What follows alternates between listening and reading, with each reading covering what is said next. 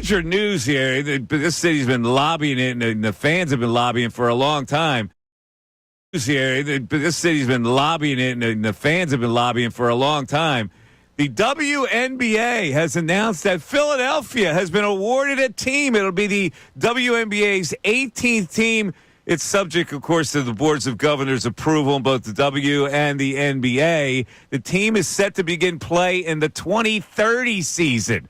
Now, that's a long way away, man. So anything can happen. It'll be a new arena, and this will be operated by the Harris Blitzer Sports and Entertainment Group. Comcast will hold a minority stake. So there you go. So maybe that was part of the deal when they decided to split the revenue with the Flyers and the Sixers in the new arena. Okay, we'll do that, but you got to give me a WNBA franchise. I'm sure that was behind the scenes what they were being talked about. And then we have a comment from Josh Harris. I love the comments from Josh Harris. Philadelphia is one of the most storied basketball cities in the world, and our region is home to the greatest women's players and coaches to ever grace the hardwood, as well as the teams in Washington, which I love, and also the teams at the Jersey Devils, which I also – no, he didn't say that. I added that into the quote. It's only right that this city – along with Jersey and along with Washington, finally gets the WNBA franchise it deserves, and we're humbled to help usher in a new era of Philadelphia basketball. Thanks to my partners, David Blitzer, David Adelman, Brian Roberts, and the team at Comcast, and Governor Shapiro and Mayor Sherelle Parker for the collective leadership. So, congratulations. Now, I will bet you dollars to donuts that by then they will have made an offer that she can't refuse to Dawn Staley to be the head basketball coach of this new team. We don't have a nickname for it. I guess they'll have some kind of a contest to name it. But, Ray, your thoughts. The W is coming to Philly. I mean, this is fantastic, one, for the city and for the league. I mean, the league's profile has grown over the last couple of years. The fact that Philadelphia has been a sideline as a major market has been unfortunate over the last couple of years. I know the arena deal here was something that I think they wanted more dates in whatever arena that they could put forth, and this will be something that fills up that summer calendar. And obviously, for a lot of fans in the city, I know there's the group, the Watch Party affiliate, does a lot of women's sports watch parties. That's very invested and very intrigued in getting this to happen. So I think for a lot of people, this is a massive day, and it's a big day for the city to get this team because, again, so many sports towns that are not to the level of this sports town have been in on the W at this point. It's good to see Philadelphia get in on it. All right, so Harris Blitzer Sports, they add another little rung to the ladder here. Sixers, Devils, Washington Commanders, Joe Gibbs Racing, Crystal Palace of the English Premier League. What could be next, do you think? I don't know, but I will say to you, I don't think you're getting Dawn Staley as the coach. No? I don't think so. Why not? She's talked a million times about wanting to be in on ownership, so I'd imagine she probably has a percentage stake in this. Okay. And that she doesn't want to coach. Why would she want to coach? She's born to coach.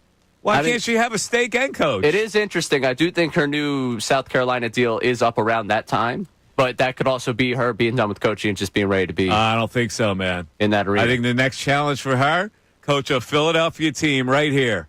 They will make her an offer she can't refuse, Ray. Well, if she's a part of ownership, how would that even work? To make her is she a part of ownership? That's what she said she's wanted to be, and she's been a part of lobbying for this. I don't see it here. Well, I mean, I don't think, compared to Comcast and Harris Blitzer Sports Entertainment, I don't think she's claiming that big of a stake. But I would imagine she's at least got something to do with this because she's been lobbying for it. All right. Well, then make her the coach and part owner. Right? Is that no? You can't do that by league bylaws? Well, no, I'm just saying, if you're making her an offer she can't refuse and she's already a part of the ownership, she's going to get that revenue either way. If I were her, I'd just, hey, I'm owner, I'm hanging out. I'm helping out the team however I can. I don't have to go on the whole travel coaching thing. I think she would embrace that next challenge. Unlike Jay Wright, I think Dawn Staley would love to coach in a pro league. Hey, I'm not against it. You kidding me? The Temple guy and me? There you go. You go, Dawn Staley. You coach wherever you want. She'll be done with that the Sixers South Carolina and the WNBA thing by then, right? There. Coming back home, what a story it would be. It'd be great to have her back on. All right, so there you go. Meanwhile, back to the Phillies. Are you a true fan if you don't enjoy every game of a season and think it's so wonderful? And go down there. I love going down there to get my hot dog and my beer, which was what Andrew said today. He's going with his pop. Can you put it aside for one day? If you're in this business, can you put it aside for one day and just enjoy a game? And I say no. I'm obsessed with the game that leads to bigger things. Things I see in a game that I can project to bigger things. Yeah, but it's fun to just enjoy a ball game. Go down there for an afternoon, especially when you know it's a 162 marathon. If you're down there just enjoying a couple, having something good to eat, hanging out, enjoying a game, how could you...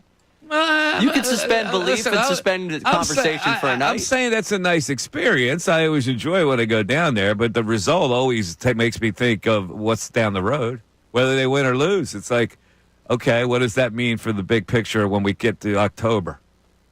So I went Sunday night when they beat the Mets, and they took 2 or 3 from the Mets. And I remember walking out of that place, and I texted my buddy. I was like, I've got some dangerously positive thoughts right now walking out here. Like, I'm feeling great. I enjoyed it.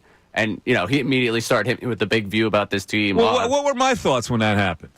If you remember the next show, I said, what did I say? I said, I think they're better than the Mets. When I compared both lineups, I think they're better than the Mets. Now, why would I say that? I say that because of the big picture, whether they can get a number 1 or 2 seed. That's why I said they're better than the Mets. So everything projects to that moment in my world. Yeah, like I just didn't say, wow, they took 2 and 3 of the Mets. That was entertaining. I go, they took 2 and 3 of the Mets. To me, that proves they're better. They have a better lineup than the Mets, which means they get a better seed than the Mets in the playoffs.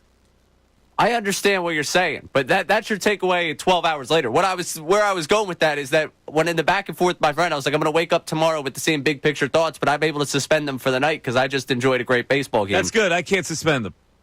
When I wake up and you get that show sheet at 7 something in the morning, I can't suspend it. They won yesterday with a great pitching performance, and I go, you know, the Braves stink. They're out of the playoff picture. What does that mean? How good are the Phillies for the big playoff picture? That's the way I looked at it. I swear to God, I'm looking at it going, well, okay, what's that mean? Well, it means maybe their Braves have no chance to get in the playoffs. They're done. They look like a done team. They used to be viable. They're done. So I'll take that team right off of the list of contenders that may be able to beat them in the playoffs. That's what I do. I'm obsessed with it. And they made me this way. Nobody but the Phillies made me this way. They set me up for this. 610-632-0975. And people thinking the same as I am. We're going to get to the text board and your phone calls after this. Hey guys, thanks for checking out our video. If you want more from the Mike Missanelli Show, somewhere on this screen, there is somewhere where you can hit the playlist. Keep interacting with us.